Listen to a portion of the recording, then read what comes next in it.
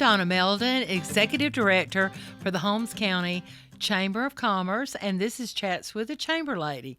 Today's guest is one of our individual members, and his name is Danny Exum. Welcome, Danny. Thank you, Donna. I appreciate this opportunity. Well, we're glad to have you, and of course, we have a new relationship. We work together with the Tri-Chamber event that we had out at the airport. So we're just glad to have you as a member, though, of our Holmes County Chamber. Appreciate that very much. Yeah. So we're going to go ahead and get to it, Danny.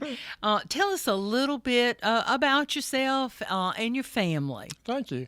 Yeah, July the 19th, 28 years ago, I married my best friend, Miss Danny Exum, and moved to Florida. She's a retired school teacher. She taught for 35 years in the Washington County school system, and I got two grown adult sons and two granddaughters. Now, do they live close, or? They're about 45 minutes away. It's one of those deals where they're close enough you can go visit, and they're far enough away that you can get away when you need to. Yes, I think a lot of people have found that out, haven't they, Danny? Now, and so tell me a little bit about your education and also your stint in the Army. Thank you for your service to our country. Tell us a little bit about all that. Well, thank you. Yeah, I started working at the Piggly Wiggly when I was 15 years old. My parents went through a divorce, and it was just mother and I had to help pay for my school lunches and my books, and eventually was helping a little bit with the electric bill and things like that. So I really wanted to go to college, but there was just no money for it. So I went to work at Farley Nuclear Plant as a laborer, doing construction. Did that for 2 years and realized I still wasn't fulfilling my goal of going to school. So I decided the best way to do that would be to join the Army for 4 years instead of 3 at that time, to get the GI Bill for 4 years to work on my degree.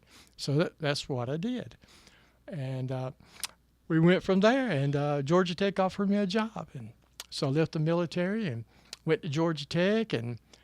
But after a while, I realized I still couldn't fulfill my goal of going to school because I was working these classified projects and traveling all the time.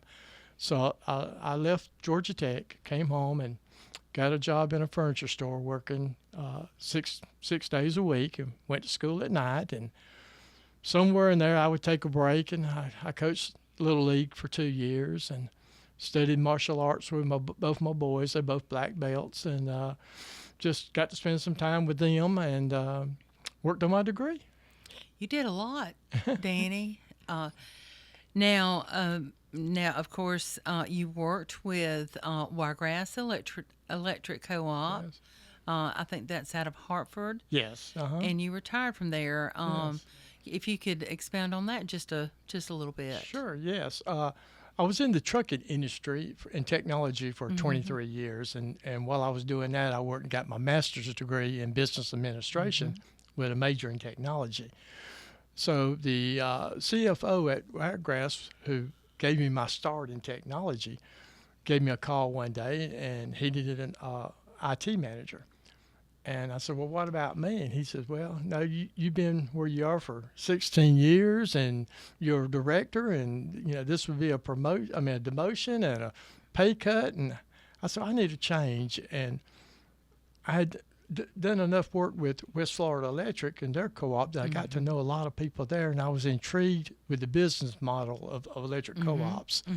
So I said, let's talk about this. So we worked out an agreement, and he got kind of close in salary, so I took the job at Wiregrass.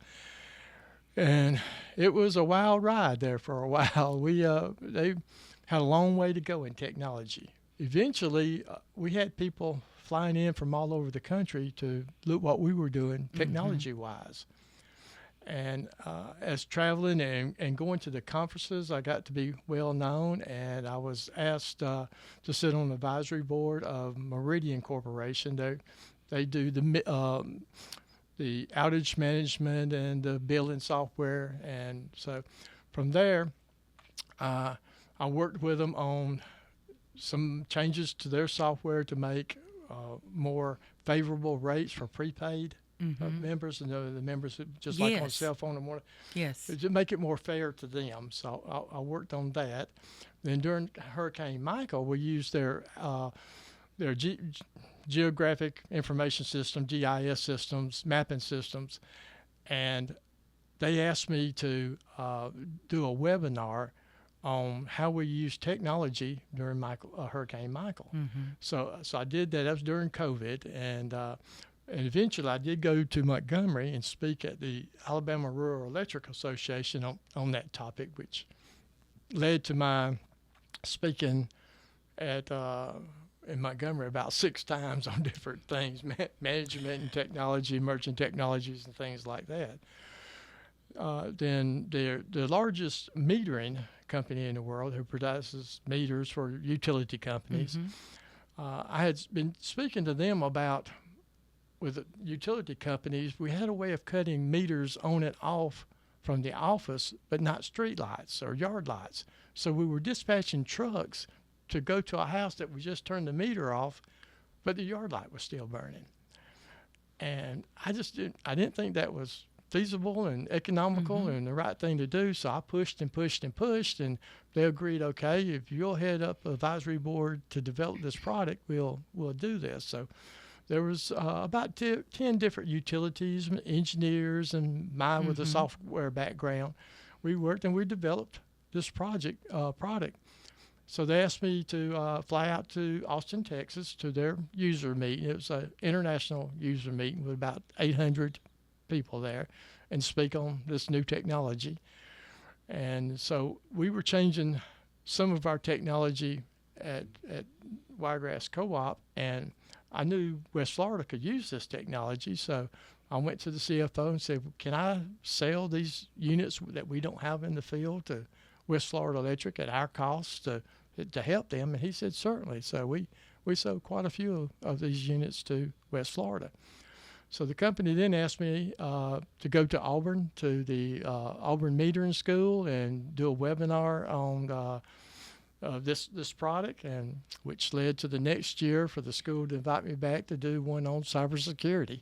Now, Danny, currently you are on the Tri-County Airport Authority Board. Yeah. And of course, the chamber, we've held our annual dinner out at the airport, and then we had our tri-chamber event out there, and of course I work closely with you on that, and it's just been a joy to do. Good. But tell me, because a lot of people don't know about our airport and how it's growing, and how y'all have just added so much. If you could just let us know a little bit about that. Sure, yes. The airport came about in 1969 through a legislature statute that designated the airport to serve the 3 counties, Holmes, Washington, Jackson County airport needs. And the board is made up of 3 board members from Holmes County, 3 from Washington County, and 3 from Jackson County. So that spreads out the responsibility across all the counties. Right. Our air runway is 5,398 feet long, so we'll accommodate small jets, and we do have small jets based on the airport. We have enclosed hangars, open hangars, tie downs, a dedicated certified helipad. The military do training in and out from there. We have the lowest prices in jet fuel in the area. We sell a lot of jet fuel just to people that's passing through. Right. We have a little over 300 acres, and we're looking to develop that. So that's the reason why I'm getting more and more involved. I've always been interested in economic development, but the airport gives me a chance to really speak across 3 counties and try to get the 3 counties together, which led to our after hours. Yeah. Danny, why Holmes County and development here in Holmes County? Why is that so important to you? Well, when I retired again, I was kind of finding my way through the economic development, and I was already attending the Washington County Commissioners meeting, and got to know those commissioners, and then that's when they asked me to take a board position with the airport. Mm-hmm. And so I joined the chamber in Washington County and became an ambassador there.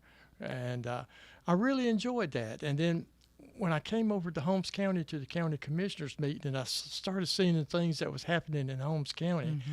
things like the electronics manufacturing plant that you have, the pilot truck stop, the Busy Bee truck Mm-hmm. stop that's going in, and just saw how everybody over here was engaged in economic development. I thought, that's something I need to be involved in. So that's when I reached out to you and joined the Holmes County Chamber. Yes. And want to work toward those goals. Well, listen, I want to thank you for being my guest today, and Danny Exum, one of our members here at the Holmes County Chamber of Commerce. This is Donna Meldon, Executive Director for the Holmes County Chamber of Commerce. And remember, if you want it or you need it or you gotta have it, Holmes County has got it for you. Thank you.